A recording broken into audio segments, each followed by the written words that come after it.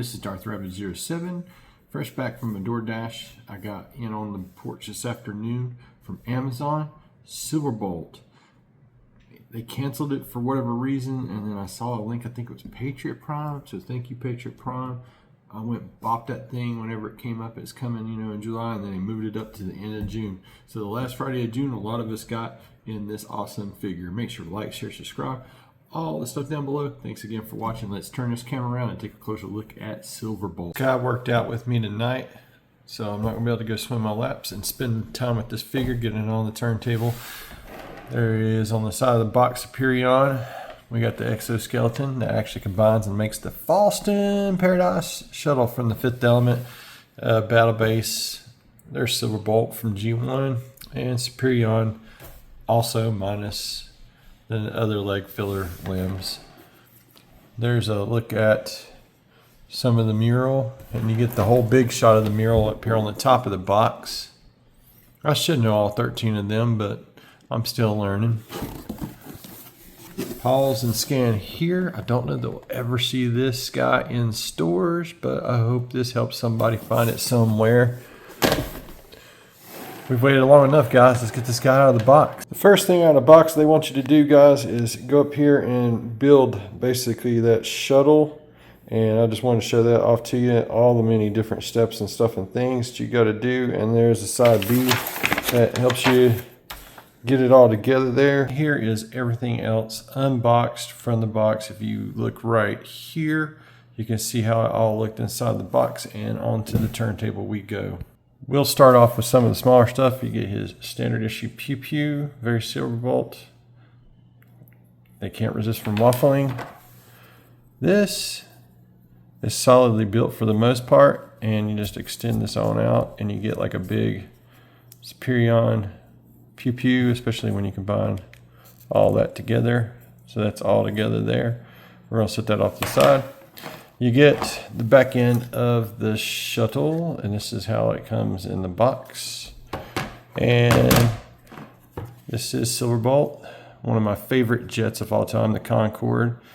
Had a long flight history, pretty much one of the safest things that flew, and I kind of share a character trait with Silverbolt.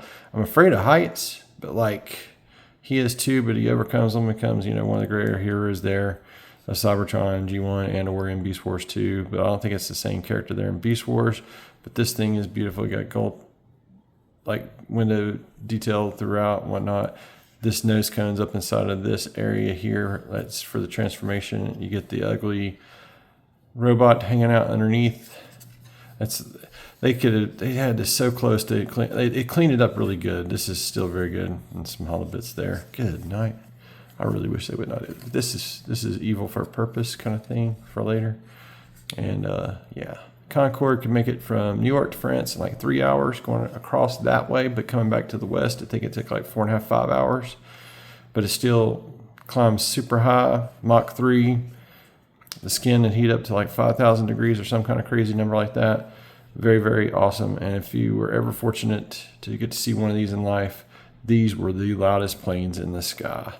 Got to see that back in 1988, and I think it was British Airways brought down one from New York. One of the local news reporters was on board, and it only took 30 minutes for the Concorde to get from New York to Asheville, North Carolina.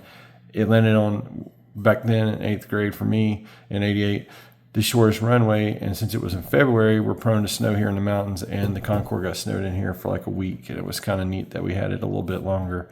But when they went to take it off, like it had to use every square inch of the runway. So that's my little history with the Concorde, why he's my favorite aerial bot.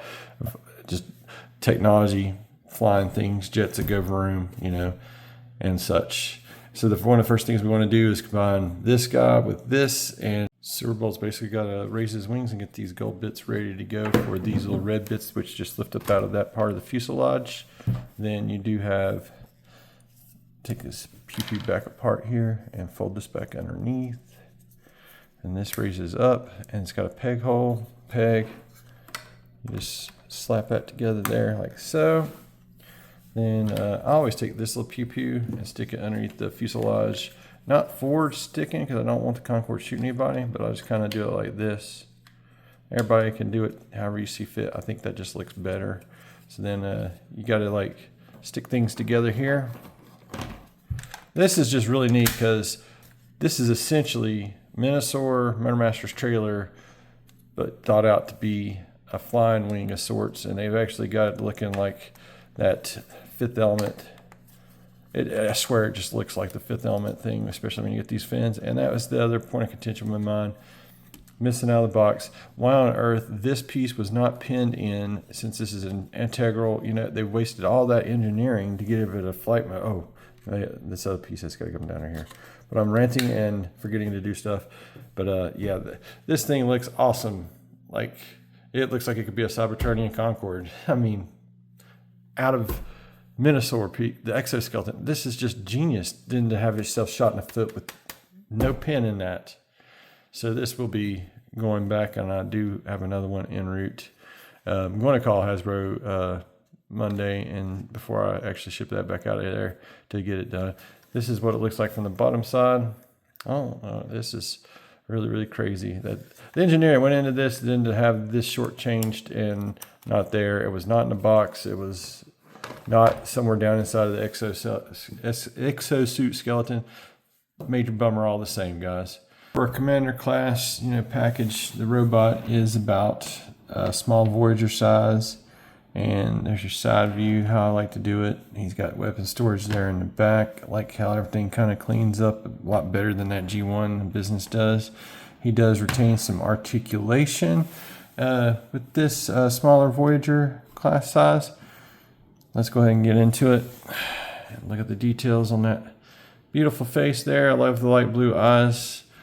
So you can get all the way around on a ball joint, and I probably will go back and shave that off later because, like I said in other videos, flying bots need to be able to look up and look heroic and be able to soar and score and hold his hands up, and you get this, and it's due to transformation, but I feel like that there could be a spring that fills out right there. So I mean, it's commander class, and I know you got an exoskeleton and all this stuff with building Superion out of this, but this should be able to something pop out. And this wrist does not do anything but go into a transformation joint. Should be on a ball joint or something rather there. That, again, that really drives me crazy. So you can get all the way around there at the shoulder. You can get out to a full Mr. T there. So that's kind of impressive. The waist is kind of limited due to the junk in the trunk, and I can be happy with what little bit of waist that they didn't omit there. So I mean, I understand. The skirts will lift up to show off that kick of 90 degrees. You can get 90 and a little bit more there. Actually, you get a lot more there due to the joint there, and that's pretty wild. You get a soft ratchet, if you can hear it there. That's awesome. It's there. You get all the way around 360 at the thigh. Let's see. And the ankle tiltage, you can break his ankles there really, really good. Don't think you can get any up or down. You do get a spur that helps balance things out. It looks like you got another piece right there to do something else there. And I think that might be to do with the combined mode, so I don't want to really mess with that. It just simply opens up like this right here. That you can get more than a full Van Damme and a full Mr. T, and you got a little T-Bob on the buttocks right there.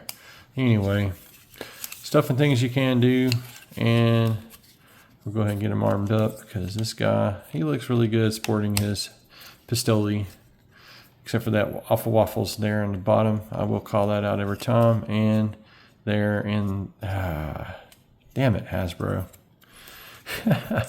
But he still looks pretty phenomenal. Some people, the instructions tell you to do like this. I like keeping him looking like G1 Silverbolt, and you can do the stuff and things however you want to get him posed all really nice and cool. And just wish that the head had better articulation there. So there's all that, guys. And you can hear him scraping up against that other piece. So you can set this down right here like this.